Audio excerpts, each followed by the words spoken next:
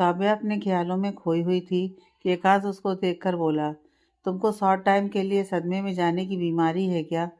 काव्या अपने ख्यालों से बाहर आई और अपनी नज़रें इधर उधर करने लगी।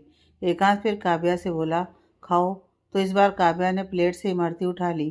काव्या ने खाना स्टार्ट किया, पर उसका पूरा ध्यान एकांश पर ही था, जो पूरे स्वाद लेकर खा रहा था। काव्या हल्का मुस्कुरा दी और थोड़ा हिचकिचाकर बोली, आपको मीठा बहुत पसंद है? एकांश, हाँ, तुमको पता है, जब माँ थी तो मुझे डेली मीठे में कुछ बनाकर खिलाती थी। बोलते हुए एकांश के हाथ रुक गए और उसके फेस के एक्सप्रेशन चेंज हो गए। काव्या भी एकांश के बदलते एक्सप्रेशन देख सकती थी। एकांश जहाँ पहले खुश था, अब उसके फेस पर उदासी छा गई थी। एकांश ने अपने हाथ में पकड़ी इमरती प्लेट में रख दी और बोला, मेरा हो गया, तुम खा लो। इतना बोलकर एकांश उठकर रूम के बाहर चला गया। काव्या कुछ बोल नहीं पाई, बस एकांश को देखती रह गई। उसके पास अब बोलने को शब्द ही नहीं थे। शायद उसने गलत सवाल कर दिया था। काव्या ने भी प्लेट साइड में रख दी। उसका भी अब खाने का मन नहीं हुआ। उसको ऐसा लग रहा था जैसे उसने एकांश को गहरी चोट दे दी हो। शायद एकांश अपनी माँ से इतना प्यार करता था कि उनका जरा सा ख्याल आने से वो दुखी हो जाता था।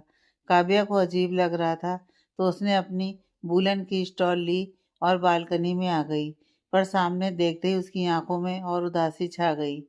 सामने गार्डन में एकांश बेंच पर बैठा ऊपर आसमान में तारे देख रहा था। काव्या को दिल में दरसा सा होने लगा। उसकी वजह से इतनी ठंड में एकांश बाहर बैठा था। क्या ही जरूरत थी उसको कुछ भी पूछने की। काव्या वूलन का स्टॉल लिए थी, फिर भी उसको ठंड लग रही थी, तो एकांश तो गार्डन में नॉर्मल टी शर्ट पहने बैठा था। उसको कितनी ठंड लग रही होगी, सोचते हुए ही काव्या का दिल बैठा जा रहा था। दिन में तो नहीं, पर रात के वक्त ठंड तो हो रही थी। जब आधी रात हो तो ठंड और बढ़ जाती है। काव्या से एकांश को ऐसे बैठे देखा नहीं जा रहा था, इसलिए वो रूम में आई और एकांश की जैकेट लेकर गार्डन में चली गई। एकांश बैठा आंखों में हल्की नमी लिए ऊपर तारों को देख रहा था कि काव्या पीछे से आई और उसके ऊपर से जैकेट पहना दी। एकांश ने अपनी नजरें और ऊपर करके देखा तो काव्या को देखकर ठीक से होकर बैठ गया और बोला, तुम यहाँ क्या कर रही हो? काव्या एकांश के पास आकर बैठ गई और सैड फील करते हुए बोली, सॉरी। एकांश काव्या की तरफ देखकर बोला, किस लिए? काव्या ने एकांश को देखते हुए कहा, वो मेरी वजह से आप वो। काव्या अटक अटक कर बोल रही थी। उसको समझ ही नहीं आ रहा था कि वो कैसे अपनी बात को एक्सप्लेन करे। उसको कुछ समझ नहीं आया तो वो चुप हो गई। एकांश काव्या को देखते हुए बोला, तुम्हारी वजह से सेट नहीं हूँ। माँ की याद आती है तो अपने आप दिल भारी हो जाता है। फिर कुछ मन नहीं करता, ना किसी से बात करने का, ना ही कुछ काम करने का। बस ऐसा लगता है कुछ देर सबसे दूर चला जाऊं, कोई ना हो मेरे पास। कुछ देर सबसे दूर रहने पर शांति महसूस करता हूँ। काव्या खड़ी हो गई और बोली, सॉरी, मैं चली जाती हूँ। एकांश काव्या को एक नज़र देखकर बोला, तुम मेरे साथ रह सकती हो। काव्या एकांश को देखने लगी। एकांश ऊपर देखते हुए बोला, तुम कोई में नहीं आती हो, इसलिए मेरे साथ रुक सकती हो। काव्या के दिल को एक मीठा सा एहसास छू गया। वो फिर एकांश के बगल में बैठ गई। एकांश फिर वैसे ही बैठ गया था, पर अब उसने जैकेट पहन ली थी तो काव्या को अच्छा लग रहा था।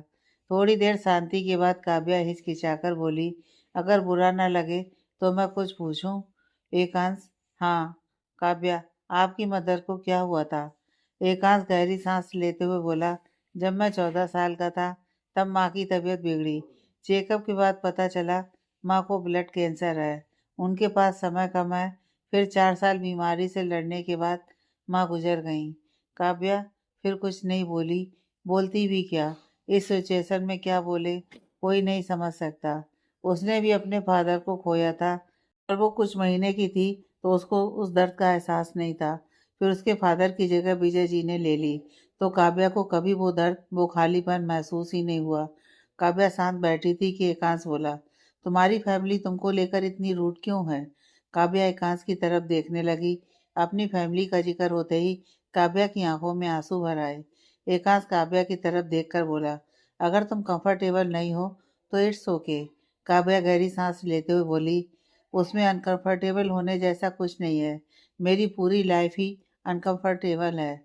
जब पैदा हुई तो 1-2 महीने की ही हुई होगी कि पापा एक ट्रेन के हादसे में गुजर गए।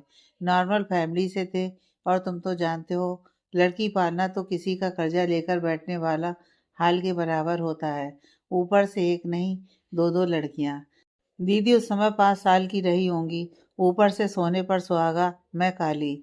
और जब से हुई तब से तो परिवार में सब गड़बड़ होने लगी।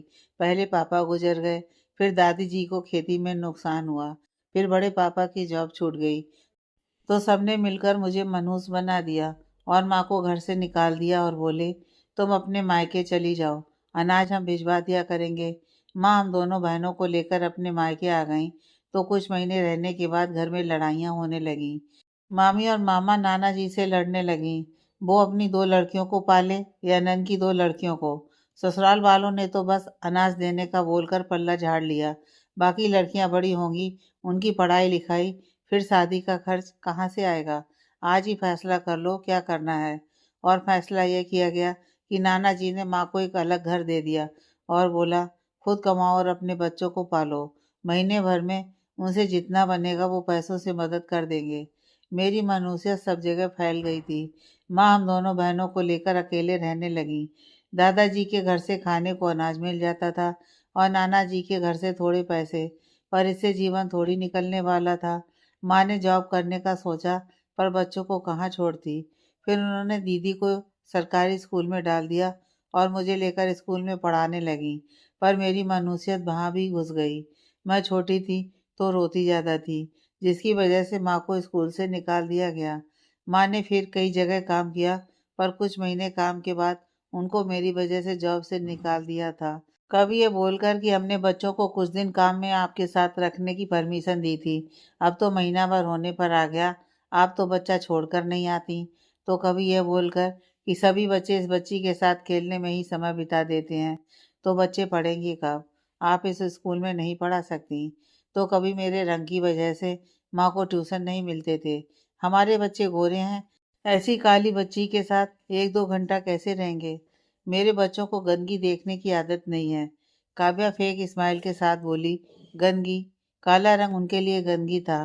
फिर माँ को विजय पापा मिले, उनकी एक बेटी थी, पर उनकी वाइफ बच्ची को जन्म देते समय ही गुजर गई थी और प्रेगनेंसी में कॉम्प्लिकेशन होने की वजह से वो बच्ची मेंटली स्टेबल नहीं थी।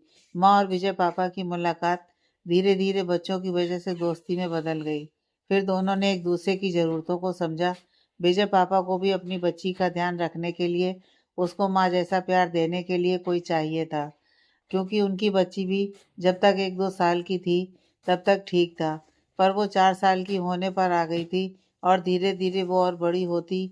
ऊपर से वो मेंटली स्टेबल नहीं थी, तो वो अपने कुछ काम नहीं कर पाती थी। उसको माँ की ज़्यादा ज़रूरत थी। जो प्यार एक माँ देती है वो कोई आया नहीं दे सकती थी। इसलिए उन्होंने माँ के सामने शादी की बात रखी और माँ को भी सही लगा। तीनों बच्चों को माँ पापा दोनों मिल गए थे। अलग अलग स्ट्रगल करने से अच्छा था एक परिवार बन के साथ रहा जाए। और विजय पापा की भी बेटी थी, तो वो बेटियों का मोल और उनकी जिम्मेदारी बखूबी समझते थे। और पापा के परिवार वालों को भी कोई दिक्कत नहीं थी। वो तो पहले से चाहते थे कि पापा दूसरी शादी कर लें, पर कोई भी लड़की किसी मेंटल बच्ची की माँ बनने को रेडी नहीं थी। पर माँ ने हाँ कर दी थी, इसलिए सब तैयार हो गए। फिर हम तीनों एक परिवार बन गए और उन दोनों में मैं सबसे छोटी थी।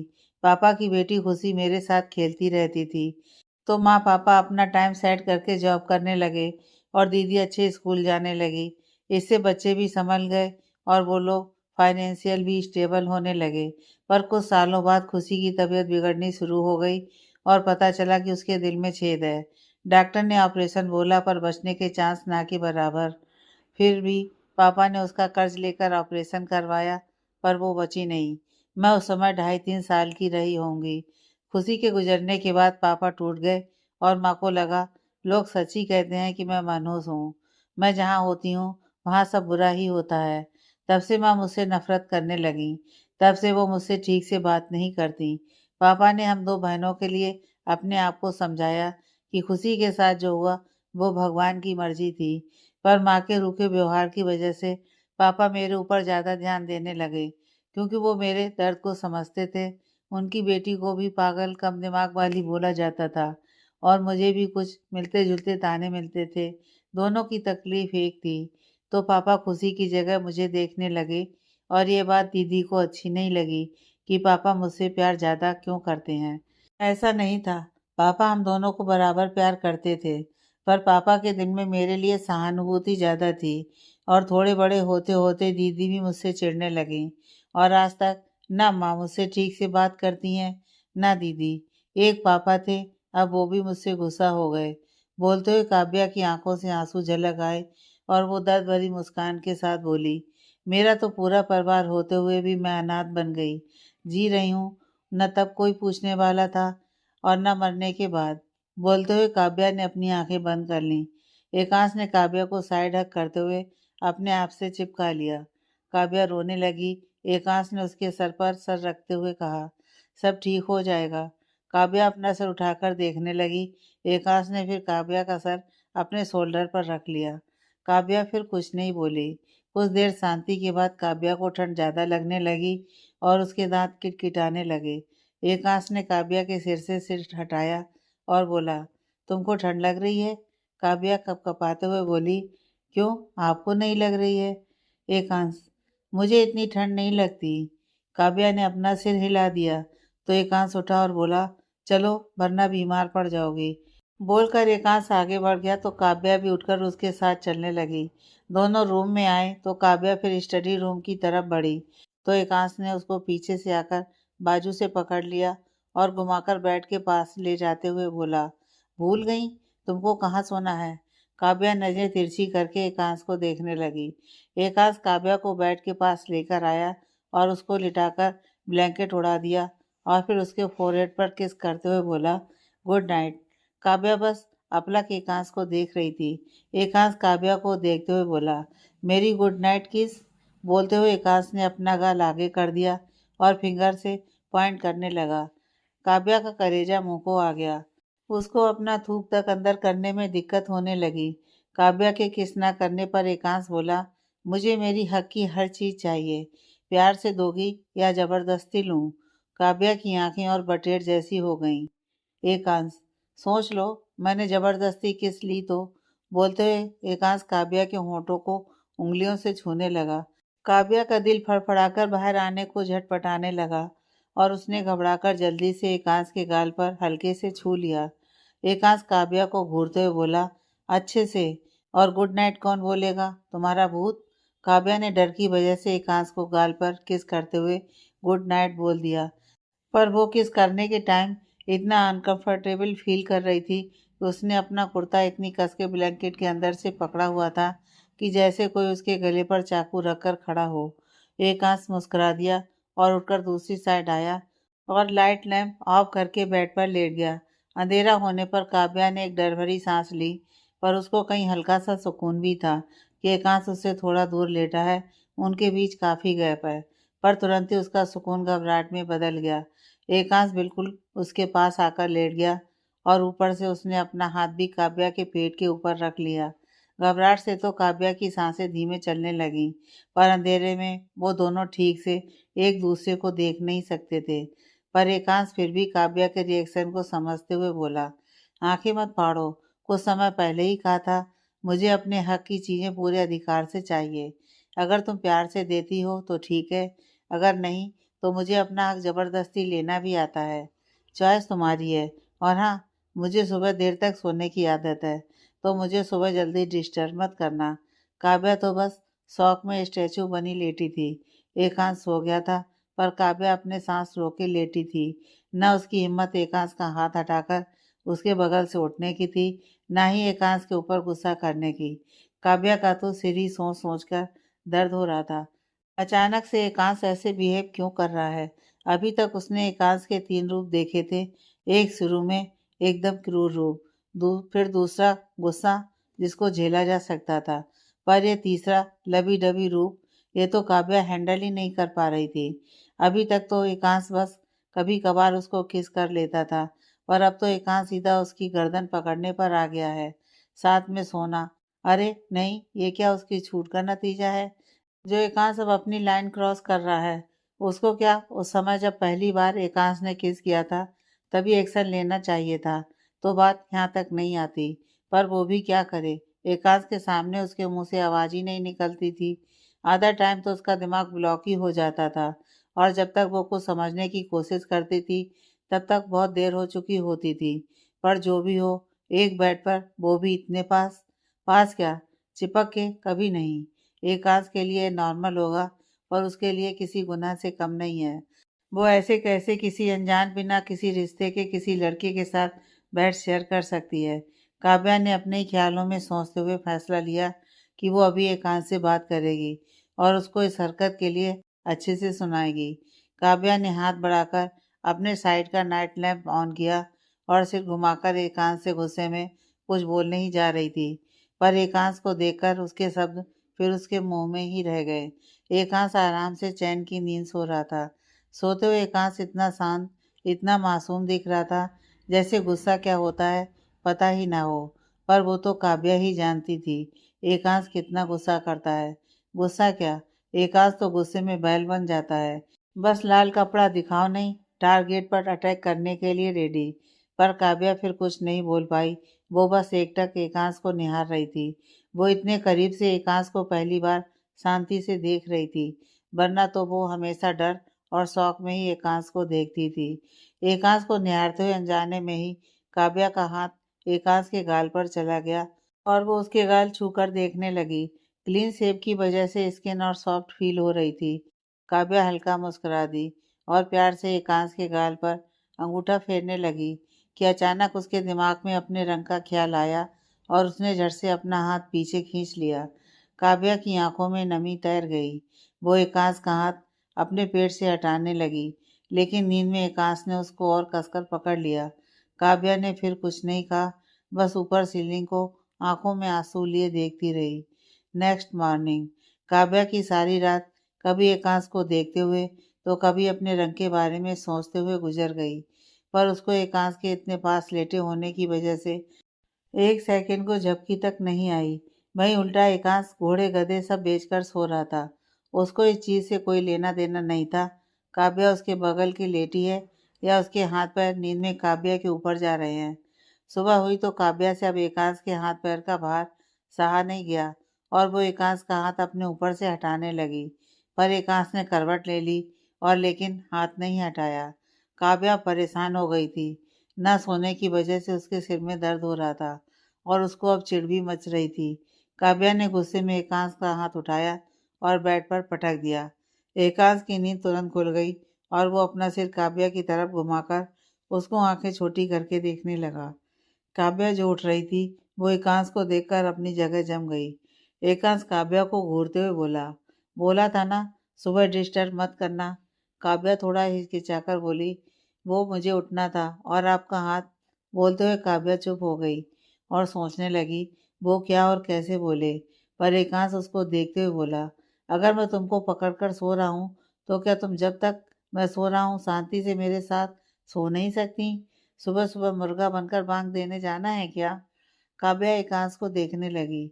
एकांश ने काव्या का हाथ पकड़कर नीचे खींच लिया। काव्या जो बैठी थी वो एकांश के ऊपर गिर पड़ी।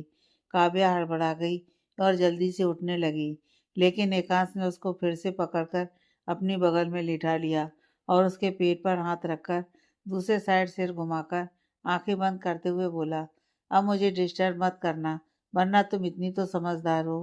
काव्या आंखें बड़ी किए एकांश को देख रही थी, पर एकांश का फेस दूसरी तरफ था। काव्या एकांश के ऊपर चिल्लाना चाहती थी।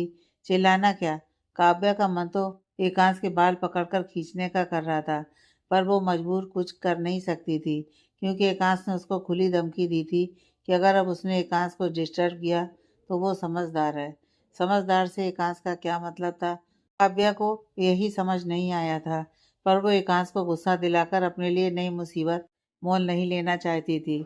एकांश अपना वजन उसके ऊपर डालकर सो रहा है, ये क्या कम है उसके लिए कि वो नई मुसीबत को न्योता देगी। सोचते सोचते और एकांश को मन में कोसते हुए काव्या को भी अब नींद आ गई। अपने टाइम से जब एकांश उठा तो काव्या को सोते हुए देखकर उसने अपनी आईब्रो उठा ली। सोते हुए भी काव्या के फेस पर परेशानी थी। उसकी आईब्रो जुड़ी हुई थी, माथे पर लकीरें थीं। एकांश ने अपना सिर नामे हिलाया और अपने आप से बोलते हुए उठ गया, इस बीमार का कुछ नहीं हो सकता, और बाथरूम में चला गया। एकांश कंपनी जाने के लिए रेडी होकर आया। काव्या तभी सो रही थी।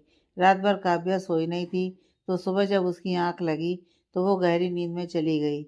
एकांश ने भी उसको उठाना सही नहीं समझा और कंपनी के लिए निकल गया। कुछ घंटे बाद जब काव्या की नींद खुली तो वो चौंक कर उठकर बैठ गई और अपने बगल में एकांश को ना देखकर उसने चैन की सांस ली। लेकिन तुरंत ही टाइम देखते हुए उसके होश उड़ गए। 12 बज गए थे और वो अभी तक सो ही रही थी। काव्या तुरंत उठकर बाथरूम में भागी और जल्दी से रेडी होकर हॉल में आई तो मीना जी को देखकर उसको घबराहट होने लगी। कहीं मीना जी गुस्सा ना करें उसके देर से उठने पर। लेकिन मीना जी मुस्कुरा दी और काव्या को देखकर बोली, अरे तुम वहाँ क्यों खड़ी हो? काव्या मीना जी के पास आई तो मीना जी बोली, जाओ कुछ खा लो, फिर ड्राइवर के साथ कंपनी चली जाना। काव्या मीना जी को देखने लगी। मीना जी मुस्कुराकर बोली, एकांश बोलकर गया था तुम उठो तो तुमको कंपनी जाने का बोल दूं। काव्या का दिल फिर भारी हो गया। मीना जी ने फिर काव्या का बैग उसको देते हुए कहा, तुम्हारा बैग। काव्या अपना बैग देखने लगी। कल वो अपना बैग एकांश की गाड़ी में ही भूल गई थी। क्या एकांश ने इसलिए मीना जी से उसको कंपनी जाने के लिए कहा क्योंकि उसके पास फ़ोन नहीं था? तो एकांश उसको कॉल कैसे करता? काव्या सोच रही थी कि मीना जी बोली, क्या हुआ बेटा? काव्या ने अपना सिर नामे हिलाया और मीना जी से बोली, आपने नाश्ता किया दादी माँ? मीना जी, हाँ बेटा, और आज मेरा डॉक्टर के साथ अपॉइंटमेंट है तो मैं रणवीर के साथ जा रही हूँ। तुम भी जल्दी से नाश्ता कर लो, फिर साथ में निकलते हैं। काव्या, दादी माँ आप जाओ, मैं चली जाऊंगी। मीना जी, एकांश मुझसे बोलकर गया है जब तुम कंपनी के लिए निकलो मैं तभी डॉक्टर के पास जाऊं, तुमको घर पर अकेला ना छोड़ूं। काव्या ने अजीब सा मुंह बना लिया। उसको एकांश की इस बात का मतलब समझ नहीं आया। वो अकेले घर पर रह जाएगी तो क्या घर का सामान चुरा कर भाग जाएगी, जो एकांश ऐसी हरकतें कर रहा था। पर काव्या इस बात से अनजान थी कि यह सब एकांश उसके लिए ही कर रहा है, क्योंकि मंजीत जी मौके की तलाश में थी कि कब काव्या उसको अकेले मिले और वो काव्या के कान भरे। काव्या पहले इतनी कंफ्यूज रहती है, कहीं मंजीत जी की बातों में फंसकर कोई गलत फैसला ना ले ले। इसलिए एकांश काव्या को अकेले एक सेकंड भी घर में नहीं छोड़ना चाहता था। पर हमारी काव्या का दिमाग तो अलग ही दिशा में चलता है। काव्या बैठी सोच रही थी कि मीना जी बोली, क्या हुआ बेटा, तुम बड़ी शांत लग रही हो आज? काव्या, कुछ नहीं दादी माँ, मैं जल्दी से नाश्ता करके आती हूँ। बोलकर काव्या उठी और डाइनिंग एरिया की तरफ जाते हुए खुद से ही बोली, मुझे भी इस भूतिया बंगले में अकेले रहने का शौक नहीं है। बड़ा आया मुझे चोर समझता है। काव्या भी जल्दी से ब्रेकफास्ट करके आ गई और एक गाड़ी से काव्या कंपनी के लिए और दूसरी गाड़ी से मीना जी रणवीर जी के साथ डॉक्टर से मिलने के लिए निकल गई। काव्या कंपनी पहुंची तो उसको लगा वो एकांश के कैबिन में जाकर क्या करेगी, और उसका अब मन भी नहीं था एकांश की शक्ल देखने का। उसके मन में अभी भी वही चोर वाली बात बैठी थी। इसलिए काव्या अपने केबिन में चली गई। काव्या केबिन में आई तो आज भी उसके पास कुछ काम नहीं था, क्योंकि वो पुराने सारे प्रोजेक्ट कंप्लीट कर चुकी थी और न्यू प्रोजेक्ट एकांश ने उसको अभी तक दिए नहीं थे। तो कुछ सोचकर काव्या ने अपना फ़ोन निकाला, पर फ़ोन देखते ही उसकी आंखें फैल गईं। फ़ोन में रश्मि की 20 से 22 कॉल्स और 5 से 6 कॉल्स अखिल की थीं। उसमें अखिल का मैसेज भी था, तुम ठीक तो हो? क्या सर ने तुमसे कुछ कहा? पर काव्या का फ़ोन तो गाड़ी में ही छूट गया था। काव्या ने तुरंत रश्मि से बात की। रश्मि ने पहले गुस्सा किया, पर काव्या ने अपनी तरह से बात को बताकर रश्मि को शांत कर दिया। फिर काव्या ने सोचा, जब वो कंपनी में ही है तो वो अखिल को कॉल क्यों करे, सीधा उससे फेस टू फेस बात कर लेती है। सोचकर काव्या अखिल के केबिन में आई तो उसकी आंखें फिर फैल गईं। अखिल अपना सामान पैक कर रहा था। काव्या अखिल के पास आई और बोली, आप अपना सामान क्यों पैक कर रहे हैं? अखिल ने नजरें उठाकर काव्या को देखा तो काव्या थोड़ा और शॉक हो गई। अखिल की आंखों में हल्की नमी थी और उसका फेस ऐसे मुरझाया हुआ था जैसे महीनों से पानी तक न पिया हो। काव्या अखिल को देखकर बोली, क्या हुआ आपको, सब ठीक तो है? अखिल फिर अपना सामान पैक करने लगा और काव्या से नजर बचाते हुए बोला, हाँ सब ठीक है। काव्या, फिर आप सामान क्यों पैक कर रहे हैं? अखिल, क्योंकि मुझे जॉब से निकाल दिया गया है। काव्या शौक में चिल्लाते हुए बोली, क्या? पर क्यों? अचानक से? ऐसे कैसे? अखिल भारी मन से बोला। पता नहीं। काव्या। अरे ऐसे कैसे? कोई तो रीजन होगा। कोई ऐसे ही किसी को जॉब से कैसे निकाल सकता है? अखिल, जब कंपनी का मालिक चाहे तो कुछ भी कर सकता है। फिर किसी को निकालने के लिए किसी रीजन की जरूरत नहीं पड़ती। मुझे बस टर्मिनेशन लेटर दिया गया है और 2 घंटे में कंपनी छोड़ने के लिए। काव्या और शौक हो गई। फिर उसको ख्याल आया कहीं उसकी वजह से तो अखिल को जॉब से नहीं निकाला जा रहा है। काव्या अखिल से कुछ नहीं बोली और जल्दी से बाहर चली गई। अखिल काव्या को आंखों में नमी लिए जाते देखने लगा। काव्या भागकर एकांश के केबिन में आई तो एकांश फोन पर बात कर रहा था। एकांश ने एक नज़र काव्या को देखा, फिर फोन में बात करने लगा। काव्या परेशान सी खड़ी एकांश के कॉल कट करने का वेट करने लगी, लेकिन 10 मिनट हो गए फिर भी एकांश को फोन पर ही हाँ हाँ नहीं, ओके मैं मेल करता हूँ बात करते सुनकर काव्या चिढ़कर एकांश के पास आई और उसके हाथ से फोन छीनकर कॉल कट कर दी। एकांश हैरानी से बोला, ये क्या किया तुमने? काव्या एकांश की बात इग्नोर करते हुए बोली, आपने अखिल सर को जॉब से क्यों निकाला?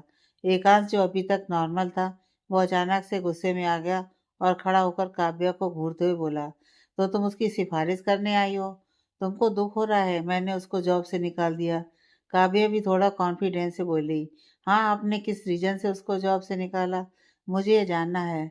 अखिल सर इतना अच्छा काम करते हैं, उनका कंपनी में बिहेवियर भी अच्छा है, बाकी चीज़ें भी ठीक हैं, फिर किस रीजन की वजह से आपने उनको जॉब से निकाला?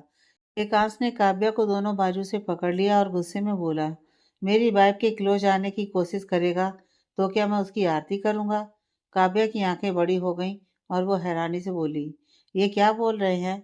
एकांश, भाई जो तुमने सुना मुझे ये बहुत पहले कर देना चाहिए था।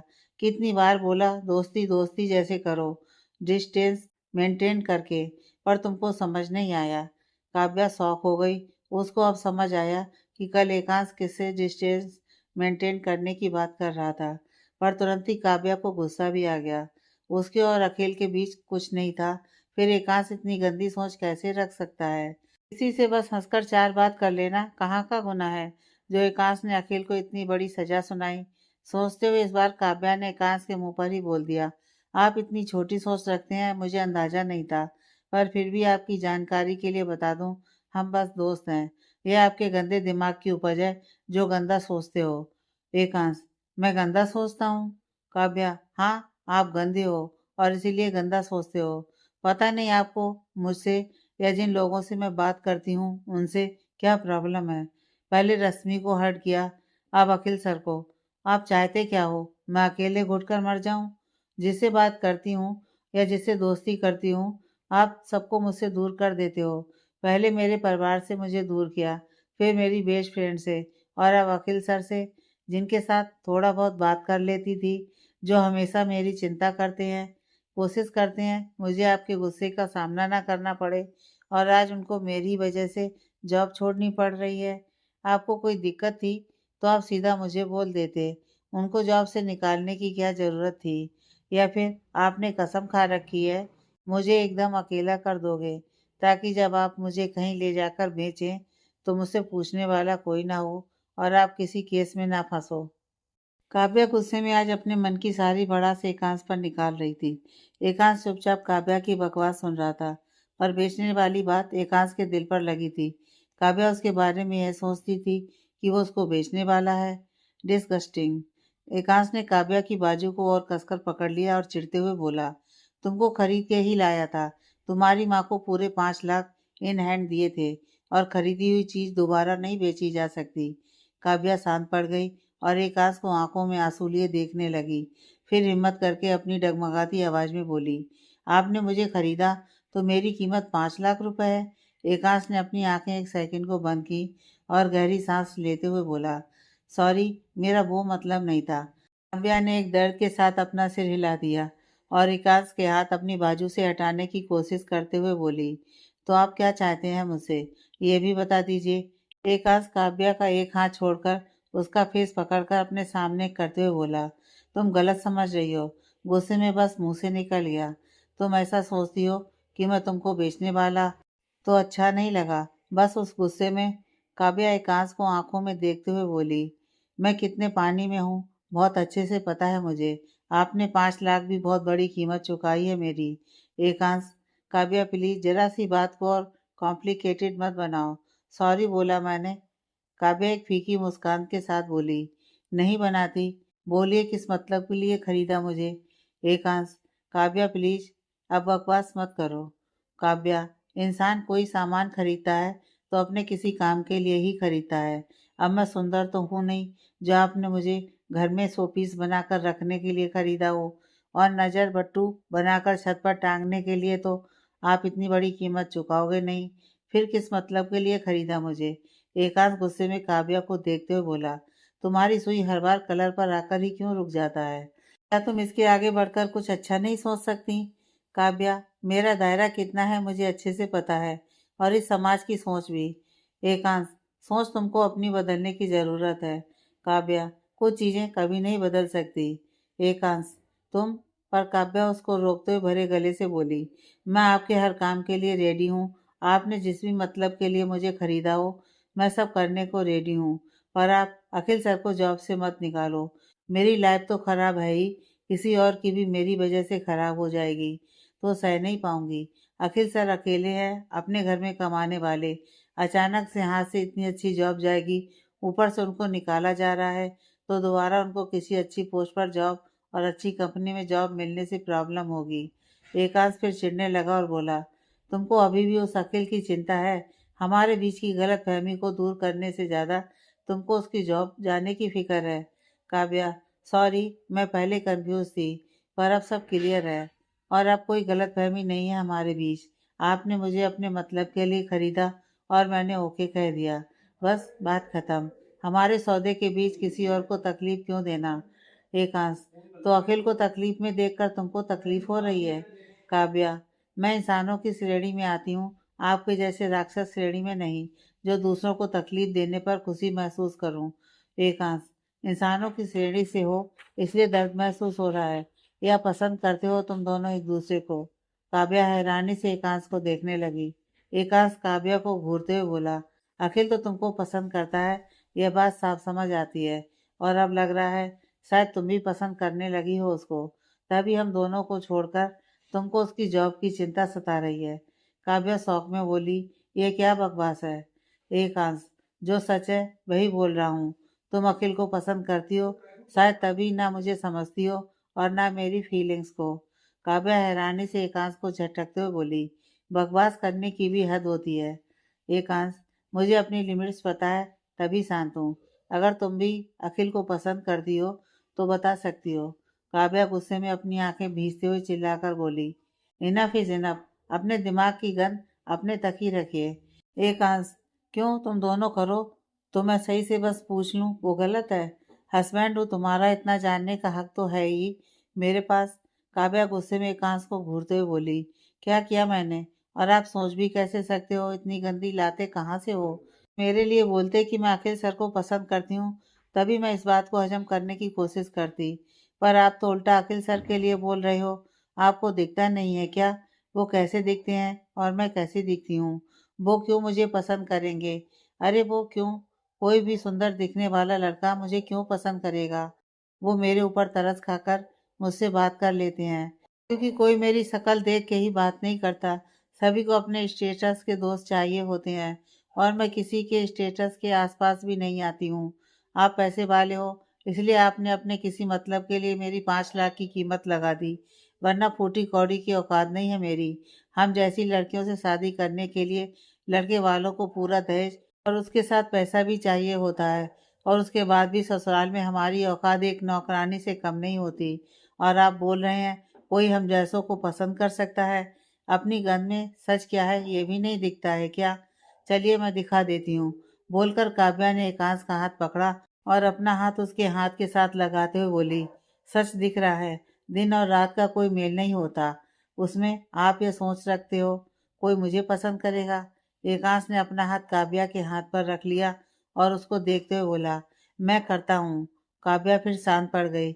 एकांश ने अपना हाथ काव्या के गाल पर रख लिया और बोला, कब से समझाने की कोशिश कर रहा हूँ, तुम समझती ही नहीं हो। मुझे अपनी फीलिंग्स बोलकर एक्सप्रेस करनी नहीं आती। काव्या शौक में एकांश को देख रही थी। एकांश काव्या को देखते हुए आगे बोला, मेरा इंटेंशन तुमको हर्ट करने का नहीं था। खरीदने वाली बात गुस्से में निकल गई। ना ही मैं तुमको तुम्हारे पेरेंट्स और दोस्तों से दूर करना चाहता हूँ, पर मुझे ऐसे लोग बिल्कुल पसंद नहीं जो तुमको समझाने की जगह तुम्हें और मिसगाइड करें। तुम्हारे पेरेंट्स का तुम जानती हो, उनका मुझे तुमको कुछ बताने की ज़रूरत नहीं है। पर रश्मि, क्या आज तक उसने एक बार तुम्हारा कन्फ्यूज़न दूर करने की कोशिश की? नहीं, उसने हमेशा बस तुम्हारी हाँ में हाँ मिलाई है। मैं मानता हूँ सच्चा दोस्त वही है जो हर कंडीशन में तुम्हारे साथ हाथ पकड़कर खड़ा रहे, पर एक सच्चे दोस्त का काम यह भी होता है कि वो ये भी समझाए कि हम कहाँ पर गलत जा रहे हैं।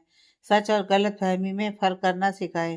पर नहीं, हर बार तुम्हारी दोस्त ने तुमको और हवा दी। और अखिल, तुम ना पसंद करती हो उसको, पर वो तुमको करता है। मैं एक लड़का हूँ और बहुत अच्छे से समझता हूँ कब लड़के किसी लड़की के लिए इतना परेशान होते हैं। काव्या ने एकांश का हाथ अपने गाल से हटा दिया और अपने कदम पीछे लेते हुए अपना सिर नामे हिला दिया। एकांश काव्या को देखकर बोला, तुमको बिलीव नहीं है ना, तो मैं अखिल को जॉब से नहीं निकालता। हार्डली 1 वीक वो तुमको प्रपोज कर देगा। यह चैलेंज है मेरा तुमको। काव्या की आंखें और बाहर आ गईं। वो इतनी शौक में थी कि उसके पास ना शब्द थे, ना कुछ बोलने को, ना ही उसको कुछ समझ आ रहा था एकांश क्या बोल रहा है। पहले एकांश ने बोला वो उसको पसंद करता है। काव्या ने अपने दिमाग में समझा लिया, ये भी एकांश की उसको जाल में फंसाने की एक चाल होगी, क्योंकि एकांश का भांडा फूट चुका है। पर अखिल, ऐसा कभी हो ही नहीं सकता। अखिल कभी उसको प्रपोज करेगा? यह सपना भी उसको 4 जन्म लेने पर ना आए। दुनिया में सुंदर लड़कियां खत्म हो गई हैं क्या, जो कोई लड़का उसको प्रपोज करेगा? और अखिल जैसा जो एकांश जैसा ही सुंदर है? कभी नहीं, कभी भी नहीं। अगर वो दुनिया की आखिरी लड़की बचेगी तो भी नहीं। काव्या सोचते हुए पीछे हो रही थी कि एकांश आगे आया और उसका हाथ पकड़कर रोक लिया। काव्या अपनी सुध में आई और एकांश को देखा, फिर उसका हाथ झटककर सीधा केबिन से बाहर चली गई। एकांश बस उसको देखता रह गया। एकांश ने कुछ सोचा, फिर अपना फोन निकालकर किसी को मैसेज किया। काव्या सीधा अपने केबिन में आ गई और सिर पकड़कर अपनी चेयर पर बैठ गई। उसका सिर इस कदर घूम रहा था जैसे वो चक्कर खाकर गिर जाएगी। एक तो एकांश की बातें, ऊपर से अखिल उसको पसंद करता है। यह गलतफहमी कैसे हुई एकांश को? सोचते हुए उसका सिर फटा जा रहा था। काव्या सोच रही थी कि अखिल उसके केबिन में बिना नॉक किए आया। काव्या ने डोर ओपन होने पर बाहर की आवाज़ अंदर आने से डोर की तरफ सिर उठाकर देखा तो अखिल भागकर उसके पास आया और उसको खड़ा करके हक करते हुए गोल गोल घुमाने लगा। यह सब इतनी जल्दी हुआ कि काव्या को समझने का मौका ही नहीं मिला। अखिल काव्या को गोल गोल घुमाते हुए बोला, आई एम सो हैप्पी, मैं इस कंपनी से नहीं जा रहा। तुमको पता है, कुछ एम्प्लॉय ने मिलकर मेरे साथ प्रैंक किया। यह जॉब से निकालने का नोटिस सब झूठा था। यह सब फ्रैंक था। मैं भी पागल हूँ। एक बार एकांत सर से बात करता जाकर तो इतना बड़ा पोपट ना कटता मेरा। काव्या अखिल की बातों से शौक में थी। फ्रैंक? ये कब हुआ?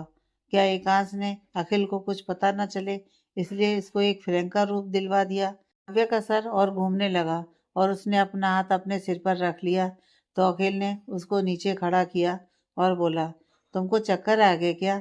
सॉरी यार, इतना खुश था कि कैसे खुशी बयान करूं समझ नहीं आया। काव्या अखिल से थोड़ा दूर हो गई। उसके दिमाग में ना चाह कर भी एकांश की बातें आ रही थी। वो जानती क्या थी, उसको पूरा विश्वास था अखिल कभी उसको एक दोस्त से ज्यादा कुछ नहीं समझेगा। अखिल उसको दोस्त ही समझता है, यही बड़ी बात है। पर लड़कियों के दिमाग में अलग ही कीड़ा होता है, और खासकर हमारी काव्या के दिमाग में तो कीड़ों का भंडार है। वो हमेशा वही सोचती है जो उसको नहीं सोचना चाहिए। वो एकांश के बारे में कभी ना सोचकर बाकी सबके बारे में सोचती थी।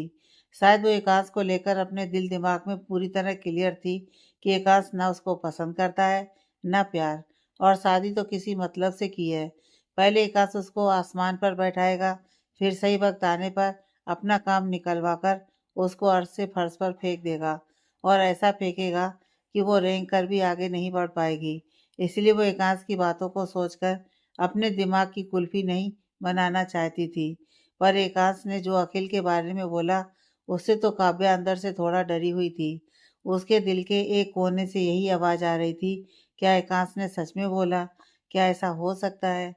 फिर वो ये सोचती थी कि ऐसा कैसे हो सकता है। ये वो बिना सिर पैर की बातें हैं। काव्या खड़ी एकांश की बातों के बारे में सोच रही थी कि अखिल उसकी तरफ हाथ बढ़ाते हुए बोला, क्या हुआ तुमको? तुम कहाँ खो गई? काव्या अपनी सुध में आई और अखिल के हाथ को देखने लगी। अखिल बस उसकी बाजू पकड़ने ही वाला था कि काव्या डर से 2 कदम पीछे हो गई। काव्या पीछे ही हुई थी कि उसकी नज़र डोर के पास आंखें एकांश पर गईं। एकांश के फेस पर गुस्सा था। काव्या का हलक सूख गया। अखिल को भी थोड़ा अजीब लगा, तो वो काव्या से बोला, क्या हुआ तुमको? तुम इतनी डरी हुई क्यों लग रही हो? काव्या ने अखिल की तरफ देखा, फिर टेबल से अपना बैग उठाते हुए बोली, वो मेरी तबीयत ठीक नहीं है, मेरा जी घबरा रहा है, मैं घर जाती हूँ, आपसे बाद में बात करती हूँ, बाय। बोलकर काव्या जल्दी से वहां से जाने लगी। अखिल भी थोड़ा हैरान था काव्या के इस बिहेवियर से। ऊपर से काव्या का ऐसे घर जाना, अखिल को फिर उसकी चिंता सता रही थी। कहीं एकांश को पता चला कि काव्या बिना छुट्टी लिए घर चली गई तो एकांश काव्या के ऊपर गुस्सा न करे। काव्या जल्दी में केबिन से बाहर आई तो एकांश वहां नहीं था। काव्या भी अब एकांश का सामना नहीं करना चाहती थी, इसलिए उसने भी एकांश की चिंता नहीं की और जल्दी में सीधा कंपनी से बाहर जाने लगी। कुछ देर में काव्या अपना बिना दिमाग लगाए ड्राइवर के साथ घर आ गई और सीधा अपने रूम में आकर स्टडी रूम में चली गई। एकांश की बातें सोच सोच कर उसका सर घूमा जा रहा था। काव्या सीधे सोफे पर आंखें बंद करके लेट गई। वो बहुत कोशिश कर रही थी कि किसी के बारे में ना सोचे, पर दिल वही काम करता है जिसको हम ना करना चाहते हों। दोपहर से रात हो गई। काव्या ने ना अपनी आंखें खोली थी, ना वो स्टडी रूम से बाहर गई थी। एकांश घर आया तो उसको पता था काव्या कहाँ होगी, इसलिए वो सीधा चेंज करके काव्या के लिए खाना लेकर स्टडी रूम में आ गया। काव्या को लेटा देखकर एकांश ने अपना सिर नामे हिलाया और काव्या के पास आकर उसका हाथ पकड़कर सोफे से नीचे गिरा दिया। काव्या डर से चीख दी। एकांश सोफे पर बैठ गया और काव्या हैरानी से एकांश को देखने लगी। एकांश भी काव्या को देखते हुए बोला, घूर क्या रही हो? बैठना था मुझे। यह सोफा तुम्हारा अकेले का थोड़ी ना है जो फैली हुई थी। इस सोफे पर मेरा भी बराबर का हक है। मुझे भी बैठने को जगह चाहिए। काव्या तिल मिलाकर खड़ी हुई और बोली, तो मुँह से भी बोल सकते थे, उठ जाती, गिराने की क्या जरूरत थी? एकांश, तुमको मेरी बात सुनाई ही नहीं देती है, इसलिए अब मैंने सोच लिया है, मैं अब बोलूंगा नहीं, सीधा करूंगा। काव्या घूरकर एकांश को देखने लगी। एकांश ने खाने की प्लेट से एक बाइट खाते हुए कहा, खाना खा लो, कि मुझे घूरकर ना तो मुझे खा पाओगी और ना ही तुम्हारा पेट भरेगा। काव्या ने मुंह बना लिया और कुछ न बोलकर स्टडी रूम से बाहर चली गई। काव्या बाहर आई और सीधा बाथरूम में चेंज करने के लिए चली गई। वो कंपनी से आई थी, तब से लेटी ही थी, पर अब रात हो गई थी और वो उन कपड़ों में तो नहीं सो सकती थी। काव्या चेंज करके आई तो उसका मुंह फिर बन गया।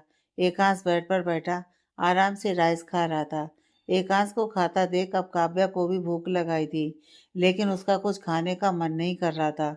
और सबसे ज़्यादा तो ये कि वो अब एकांश के सामने ज़्यादा पढ़ना भी नहीं चाहती थी, इसलिए फिर स्टडी रूम के पास आई, पर फिर रूम का डोर लॉक था। काव्या ने शौक में पलटकर एकांश की तरफ देखा तो एकांश मुस्कुरा दिया। काव्या और चिढ़ गई, पर कुछ बोली नहीं। एकांश काव्या को देखकर बोला, खाना खा लो, शायद दिमाग कुछ काम करने लगे। काव्या ने एकांश को एक नज़र घूरा और बालकनी में चली गई। ठंडी हवा चल रही थी, पर आज काव्या को ठंड नहीं लग रही थी। उसके दिमाग में चल रही बातें ही काफ़ी थी उसके दिमाग को गर्म रखने के लिए। काव्या पहले तो खड़ी रही, फिर झूले के पास आई और झूले पर बैठ गई कि उसकी नज़र खाने की प्लेट पर गई। स्टूल पर खाने की प्लेट रखी थी। काव्या के पेट से फिर आवाज़ें आने लगीं, तो उसने कुछ सोचकर प्लेट उठाई और खाना खाने लगी। एकांश बालकनी के गिलास के पास खड़ा काव्या को ही देखकर मुस्कुरा दिया। काव्या ने खाना खाया तो उसको ठंड लगने लगी। सच में खाना खाने से उसका दिमाग भी कुछ ठंडा हो गया था और उसको ठंड का एहसास भी हो रहा था। काव्या ने अपने आप को समेट लिया। एकांश ने काव्या को ठंड से सिकुड़ते देखा तो रूम से बाहर पड़ी अपनी जैकेट उठाकर लाया और काव्या के साइड में आकर उसको पीछे से पहना दी। काव्या सिर घुमाकर एकांश को देखने लगी। एकांश काव्या को देखते हुए बोला, तो क्या सोचा है तुमने? काव्या की आंखें भर आईं और वो अपने दिमाग में चल रही बातों में उलझी हुई बोली, मैं नहीं करती आपको पसंद। आप भी नहीं करते हो, बस मेरा पोपट काट रहे हो। पर मैं पान नहीं हूँ जो आप चूना लगाओ और मैं चूना अपने आप को लगने दूँ। एकांश ने अपना सिर नामे हिलाया और काव्या के सिर पर टैप करते हुए बोला, मेरे पूछने का मतलब था, तुमने क्या सोचा है? तुम ठंड में बैठने वाली हो या मेरे साथ सोने चलने वाली हो? काव्या एकदम शांत पड़ गई। एकांश ने काव्या का हाथ पकड़कर खड़ा करते हुए कहा, मुझे नींद आ रही है, चलो बगल में लेटकर आराम से घूरती रहना। काव्या हैरानी से आंखें बड़ी करके एकांश को देखने लगी, पर एकांश ने काव्या पर कोई ध्यान नहीं दिया और उसका हाथ पकड़कर रूम के अंदर लाकर बेड पर लिटाने लगा कि काव्या अपने सेंस में आकर जल्दी से बोली, मुझे नहीं सोना, मुझे जाना है।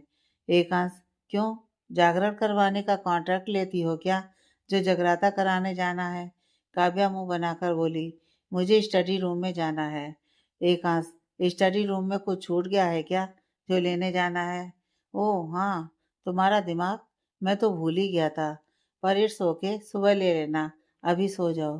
काव्या चिढ़ से अपनी आंखें बंद करके बोली, मुझे स्टडी रूम में सोने के लिए जाना है, मुझे आपके साथ बेड शेयर नहीं करना है। एकांश, क्यों? तुमको कांटे लगे हैं जो मुझे लगेंगे? तुमको ये डर सता रहा है? काव्या एकांश को हैरानी से देखते हुए बोली, आप जानकर मुझे छेड़ रहे हैं ना? एकांश सीटी बजाने की कोशिश करते हुए बोला, सॉरी, मुझे सीटी बजानी नहीं आती, तो मैंने तुमको नहीं छेड़ा। शायद दिमाग के स्टडी रूम में छूटने की वजह से तुमको कुछ समझ नहीं आ रहा है। काव्या, समझ आपको नहीं आ रहा है, मुझे नहीं सोना है आपके साथ। आप समझ क्यों नहीं रहे हैं? क्यों अपना समय मेरे ऊपर बर्बाद कर रहे हैं? एकांत सीरियस होते हुए बोला, अपनों से बात करना, उनको समय देना, समय की बर्बादी नहीं होती। यह वो खुशी होती है जो लाखों कमाने के बाद भी नहीं मिलती। जब हमारे पास कोई बात करने को नहीं होता, तब हमें वैल्यू समझ आती है। जिसको समय की बर्बादी बोलते हो तुम लोग, वो लाइफ के सबसे अच्छे पल होते हैं। ये ना मेरे डैड कभी समझे और शायद तुम भी उनके जैसी हो। काव्या शांति से एकांश को देख रही थी। एकांश एकदम सीरियस हो गया था। काव्या को एकांश की यही बात बिल्कुल पल्ले नहीं पड़ती थी। एकांश आधा सेकंड भी नहीं लेता था अपने रंग बदलने में। अभी वो उसको परेशान कर रहा था और जस्ट पलट झपकते वो इतना सीरियस हो गया, वो भी इतनी सी बात पर।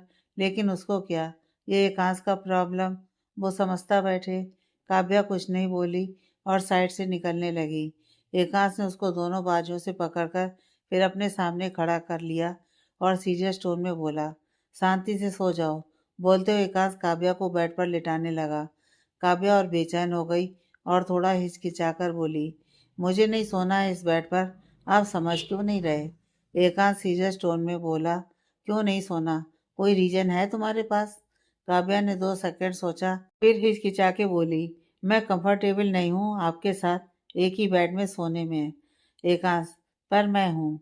काव्या एकांश को आंखें बड़ी करके देखने लगी।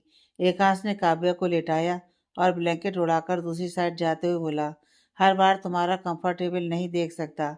हर इंसान को कुछ ना कुछ तो एडजस्टमेंट करना पड़ता है। मैं भी तुम्हारा ये गोल कद्दू जैसा दिमाग होने पर भी एडजस्ट कर रहा हूँ ना, तो तुम भी करो। मैंने अकेले ने सब एडजस्ट करने का कॉन्ट्रैक्ट नहीं लिया है। बोलते हुए एकांश दूसरी साइड में आकर काव्या के बगल में लेट गया और उसके पेट पर हाथ रखते हुए बोला, वैसे भी जितना टाइम देना था दे दिया। तुम्हारी हरकतें देखकर लगता है तुम उन गधों में से हो जो बिना डंडा मारे आगे नहीं बढ़ते। काव्या हैरानी से आंखें बड़ी करे एकांश को देखने लगी। काव्या को एकांश के ऊपर बहुत गुस्सा आ रही थी। उसने उसको गधा बोला, खुद क्या है मनमानुस? और एकांश किस टाइम की बात कर रहा था? एकांश या कोड वर्ड में बात क्यों करता है?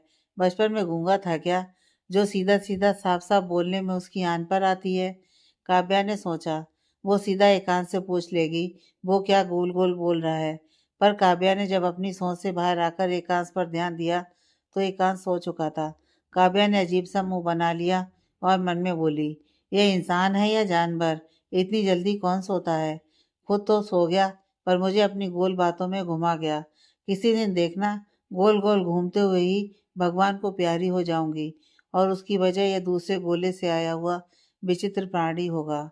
नेक्स्ट मॉर्निंग काव्या की आंख अपने समय से खुल गई थी, या फिर यूं कहें उसने अपनी सारी रात यह सोचने में गुजार दी थी कि वो अब क्या करेगी, क्योंकि एकांश अपनी ही धुन में है। उसको एकांश का कुछ समझ में नहीं आ रहा था और वो जल्दीबाजी में कोई गलत फैसला भी नहीं लेना चाहती थी, क्योंकि एकांश की एक बात उसके दिल में घर कर गई थी कि रश्मि बस उसका साथ देती है, सही गलत में अंतर नहीं समझाती। तो अब उसने डिसाइड कर लिया था कि वो पहले एकांश को सही से समझेगी, उसके बाद कोई फैसला लेगी।